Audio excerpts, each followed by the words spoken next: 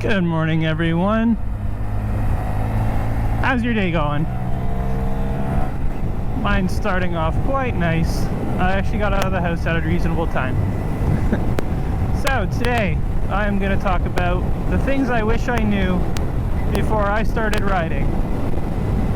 Number one and number two, neither one of them is more important than the other. I would put them pretty much on the same level of importance. Also, by the way, if anyone knows why my mic sounds so crackly, could you let me know in the comments below? I don't understand. I don't understand what I'm doing wrong, and I would really like someone that knows things to tell me. Alright, so starting off at number one, all the gear all the time. You heard me talk about this in my crash video. I got super lucky that the crash that I was involved in was such low speeds and that the ground was wet, because I only got a little bit of road rash from that one.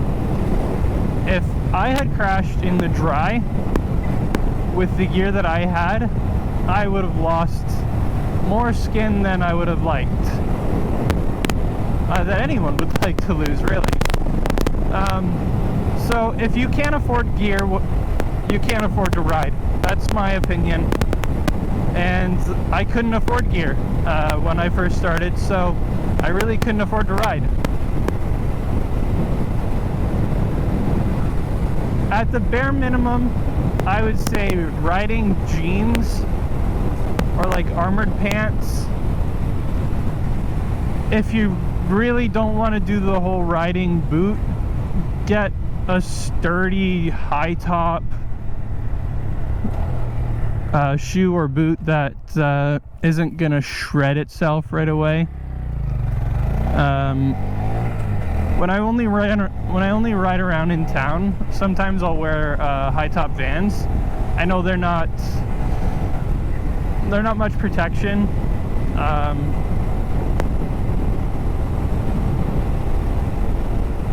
So I kind of break my own rule there, I guess, a little bit.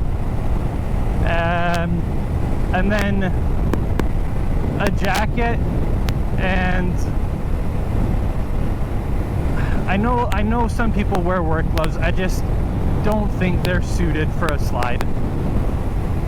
Dress for the slide, not the ride, is a common adage.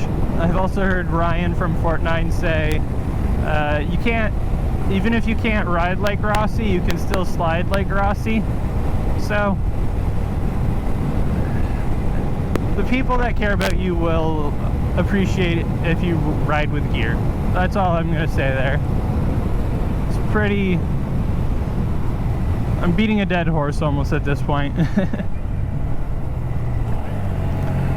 Number two, rider training. When I initially got my M1, I should have immediately signed up for the rider training, because I learned so much in that course that has helped me out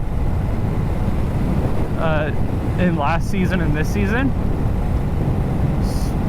And again, I couldn't afford it, so I didn't take it. And that's something I regret. The one thing I will say, and this is number three, they tell you never to cover your brakes in rider training, and I get it, because you're teaching brand new people. You don't want a new person to have their finger wrapped around the brake lever and just panic and lock up their front brakes and go over the bars. But if you keep your finger, like, look at the time difference between fully wrapped around the throttle to on the brake lever versus brake lever and then reaction. Like, that is milliseconds, and every millisecond counts in an emergency. So if you're like coming up to a busy intersection, or something looks a little bit like a driver looks undecided or confused around you, I mean, there's so many places to use or to have your fingers covering the brake lever.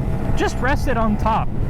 Don't wrap your fingers around, because they are right. If you panic and just tense up, your fingers are gonna just grab a whole lot of brake.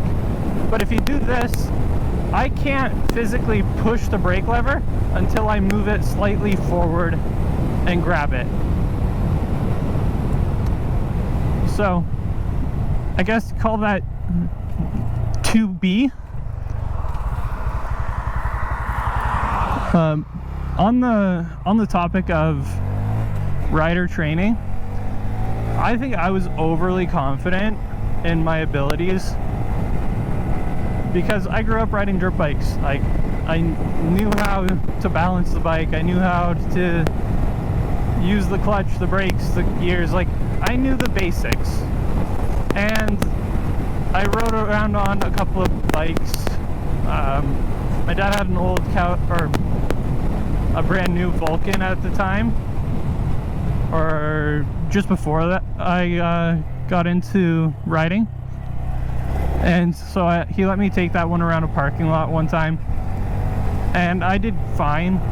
And then my brother bought an Electroglide, and I rode that around a parking lot as well, and so I'm like, yeah, I got this, we're good.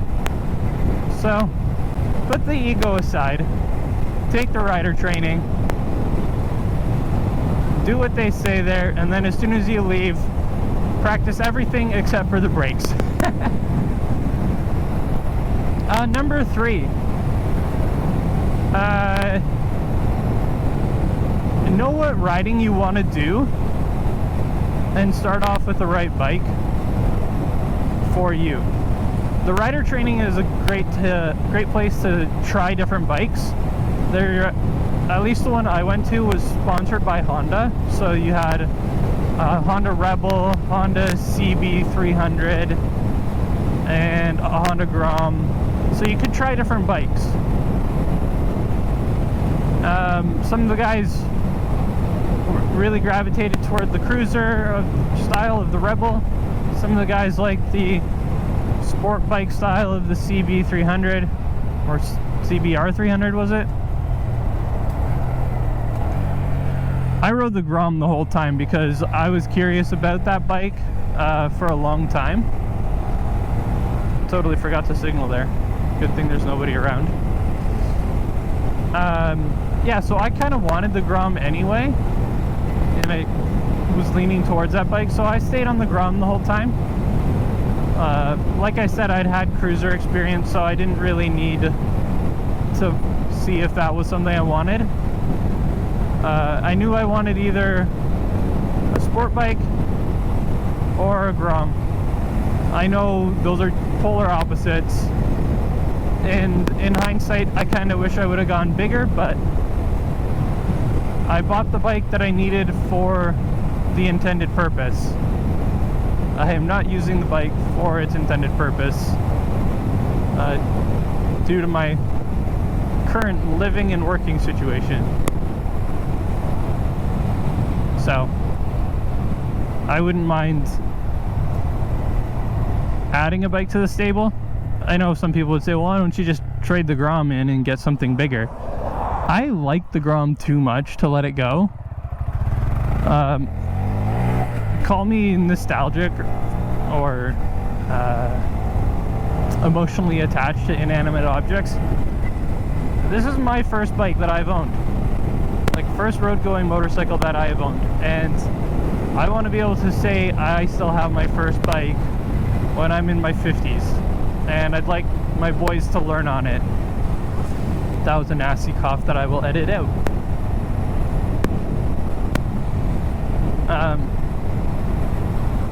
So I'm gonna add a bike to the stable before I trade this one in, I think. And I kind of wanna experience this platform and like the different mods you can do on them.